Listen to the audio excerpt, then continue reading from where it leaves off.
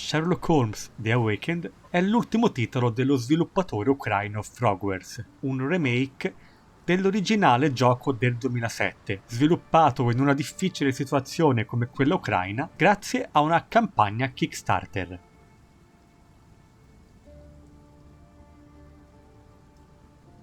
Vi siete mai chiesti cosa potrebbe succedere se un investigatore come Sherlock Holmes, sicuro che non ci sia niente in questo mondo che non possa essere spiegato con la logica e la ragione, venisse messo di fronte agli orrori cosmici di Lovecraft?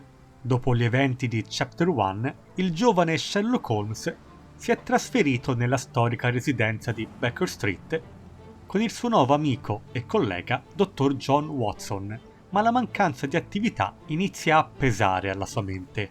Tutto cambia però grazie a Watson. Uno dei suoi clienti ha infatti denunciato la sparizione di un servo e questo darà il via a una catena di strani eventi che porteranno alla scoperta di un'oscura cospirazione, portando Watson e Holmes sempre più vicini al baratro della follia.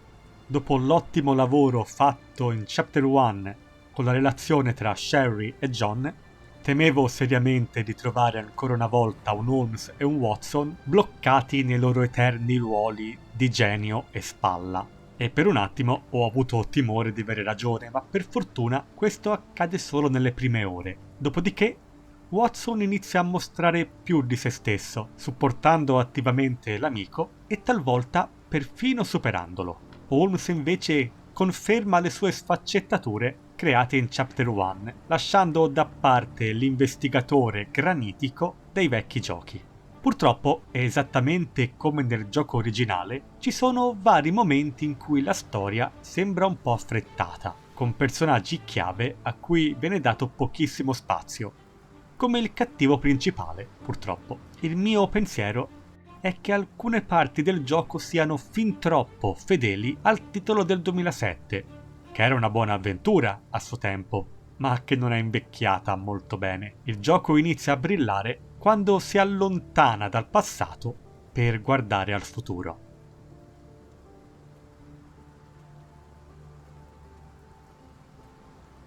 Rispetto a Chapter 1, The Awakened è un'avventura più lineare e non un open world, ma non manca di varietà, muovendosi da Londra alla Svizzera passando per New Orleans. Quasi tutti i puzzle dell'originale sono stati rimossi e adesso il lavoro di Sherlock, ma occasionalmente anche di Watson, sarà di collezionare tracce e indizi esaminando le varie scene del crimine e parlando con i personaggi. Una volta trovati tutti gli indizi, sarà necessario collegarli insieme e questo sarà ancora una volta fatto all'interno del palazzo mentale, un menu dove sarà possibile risolvere il mistero. L'interfaccia è realizzata come i nodi cerebrali, con varie domande a cui dovremo dare risposta scegliendo gli opportuni indizi o prove che aiuteranno a rispondere a tutti i dubbi.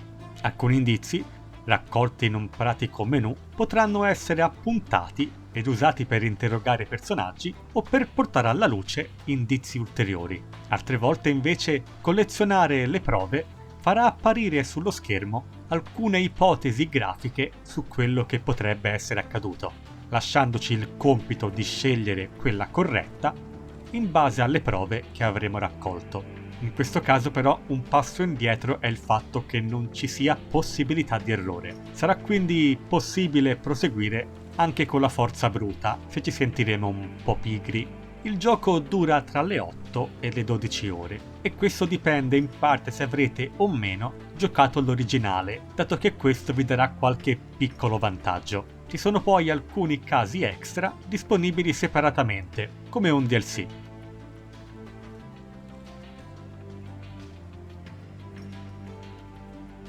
Rispetto ad altri titoli, la grafica sembra a tratti un po' datata, ma per un gioco a medio budget alcuni ambienti sono piuttosto impressionanti e con un buon uso dell'atmosfera. I modelli dei personaggi sono generalmente ben fatti, a parte qualche problemino con le texture, ma niente che possa rovinare l'immersione. Una cosa che si nota invece è un riciclo a tratti eccessivo e quindi fastidioso dei personaggi minori.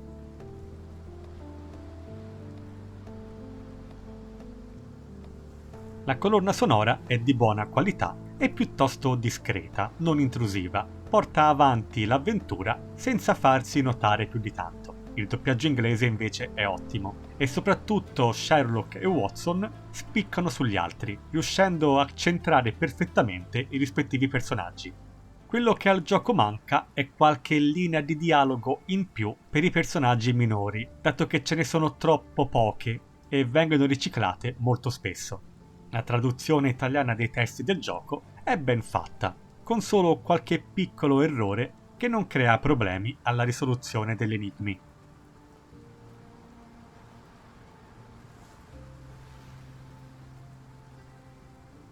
Per certi versi è quasi incredibile che Frogware sia riuscita non solo a continuare a lavorare, ma anche a pubblicare un intero gioco durante una guerra. E nonostante alcuni problemi, il risultato è divertente e godibile. Avrebbe potuto essere ancora meglio, a mio parere, prendendo ulteriormente le distanze dal gioco del 2007.